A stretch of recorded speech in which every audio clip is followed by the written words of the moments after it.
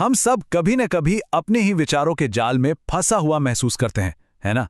तो आज हम एकार्ट टॉले की मशहूर किताब द पावर ऑफ नाउ के उन शक्तिशाली आइडियाज को समझने वाले हैं जो हमें इस जाल से बाहर निकलने में मदद कर सकते हैं। ये बात शायद चौंकाने वाली लगे, पर क्या कभी सोचा है कि हमारी 90% परेशानियां, चाहे वो चिंता हो, डर हो या उदासी, ये कहीं बाहर से नहीं आती, बल्कि हमारे अपने ही दिमाग से पैदा होती है। बस यही वो एक आइडिया है जिस पर यह पूरी किताब टिकी हुई है। तो सवाल ये है कि ये इतना बड़ा आइडिया आया कहाँ से? इसकी जड़ें जुड़ी हैं लेखक एकार्ट टॉले की जिंदगी की एक बहुत ही अंधेरी रात से। जरा सोचिए, सिर्फ 29 साल की उम्र में एकार्ट टोले इतने गहरे डिप्रेशन में थे कि उनके अंदर से एक ख्याल आया, मैं अब खुद के साथ और नहीं रह सकता। और ठीक उसी निराशा के पल में एक अजीब सा सवाल उठा, अगर मैं खुद के साथ नहीं रह सकता तो इसका मतलब क्या हम दो हैं, एक मैं और एक खुद? बस इस एक सवाल ने उनके दिमाग के तूफान को रोक दिया और यहीं से उनकी जिंदगी बदलने का सफर शुरू हुआ। टॉले का सबसे बुनियादी सिद्धांत यह है कि हमारी तकरीबन सारी समस्याओं की जड़ एक ही है, हमारा अपने मन के साथ पूरी तरह से जुड़ जाना। मतलब हम ये मान लेते हैं कि जो हमारे विचार हैं वही हम हैं, और सारी गड़बड़ यहीं से शुरू होती है। देखिए, सदियों से हमें सिखाया गया मैं सोचता हूं इसलिए मैं हूं, लेकिन टॉले कहते हैं यही सबसे बड़ी गलती है।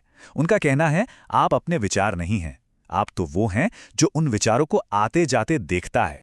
और इसका अभ्यास भी बहुत सीधा साधा है। बस अपने दिमाग में जो आवाज लगातार चलती रहती है ना, उसे सुनना शुरू कर दीजिए, बिना जज किए कि वो सही है या गलत, बस एक गवाह की तरह। जिस पल आप उसे देखना शुरू करते हैं, आप उससे अलग हो जाते हैं। यही असली जागरूकता की शुरुआत है।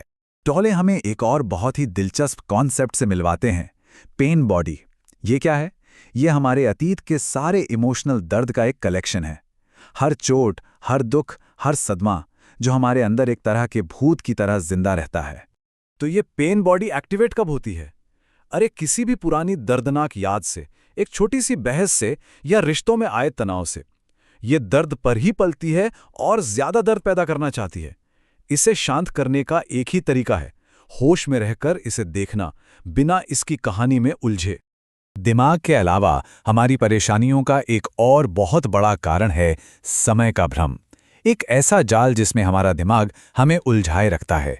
इस सच को जरा गहराई से समझिए। हमारा अतीत क्या है? बस एक याद। और भविष्य, वो भी सिर्फ एक कल्पना है। असलियत, हकीकत तो सिर्फ ये पल है, अभी। हमारी लगभग हर प्रॉब्लम या तो गुजरे हुए कल के बोझ से पैदा होती है या आने वाले कल के डर से। टॉले समय को दो तरह से देखते हैं। एक है क्लॉक टाइम, मतलब घड़ी का समय, जो अपॉइंटमेंट सेट करने या कुछ प्लान करने के लिए जरूरी है। और दूसरा है साइकोलॉजिकल टाइम, यानी दिमागी समय, जिसमें हम अतीत और भविष्य की कहानियों में खोए रहते हैं। और यही हमारे सारे दुख का कारण है। तो ठीक है, प्रॉब्लम तो समझ आ गई, लेकिन इसका सल्यूशन क्या है? हम असल में अभी में जिए तो जिए कैसे? टॉले एक बहुत ही आसान लेकिन पावरफुल टेक्निक सिखाते हैं, अपने इनर बॉडी से कनेक्ट होना। बस अपना पूरा ध्यान अपने हाथों पर ले आइए, बिना देखे उनके अंदर की एनर्जी या जो हल्की सी झंझनाहट है उसे महसूस कीजिए। यही आपका इनर बॉडी है, और जैसे ही आप इस पर ध्यान लगाते हैं, आप तुरंत इस पल में आ जाते हैं। और जानते हैं, इस प्रैक्टिस के फायदे सिर्फ दिमागी शांति तक ही सीमित नहीं है। ये स्ट्रेस कम करता है, हमारे इम्यून सिस्टम को मजबूत बनाता है, और यहां तक कि हमारी उम्र बढ़ने की प्रक्रिया को भी धीमा कर सकता है। जब हम इन प्रिंसिपल्स को अपनी जिंदगी में उतारना शुरू करते हैं, तो ये हमारे रिश्तों को और शांति की हमारी पूरी समझ को ही बदल कर रख देते हैं।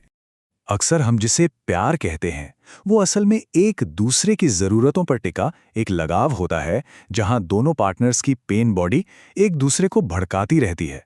सच्चा प्यार तो तब होता है जब कोई अपने अंदर पूरा महसूस करता है और उसे किसी पार्टनर की जरूरत नहीं बल्कि चाहत होती है।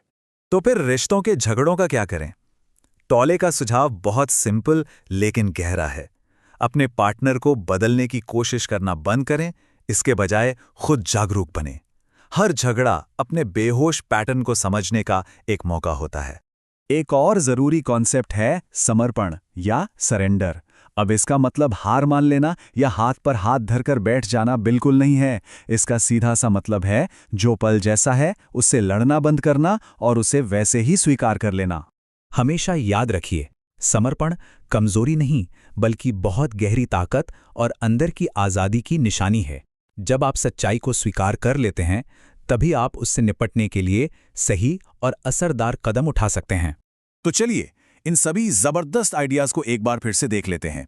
याद रखिए, हम हमारा मन नहीं है बल्कि उसे देखने वाले हैं। सिर्फ और सिर्फ यही पल असली है। अपनी पेन बॉडी को बस देखिए, बिना कोई जजमेंट पास किए। मानसिक समय ही हमारे सारे दुख की जड़ है। अपने भीतर की ऊर्जा को महसूस करके इस पल में टिकना सीखिए। सच्चा प्यार जरूरत से नहीं, पूर्णता से आता है। नकारात्मकता को बस देखिए, उस पर रिएक्ट मत कीजिए। पहले स्वीकार करें, फिर एक्शन लें। चुप्पी और खालीपन में अपने होने का एहसास करें।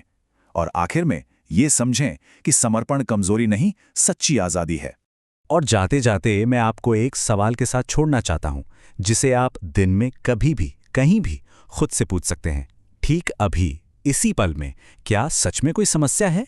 इस पर सोचिएगा जरूर।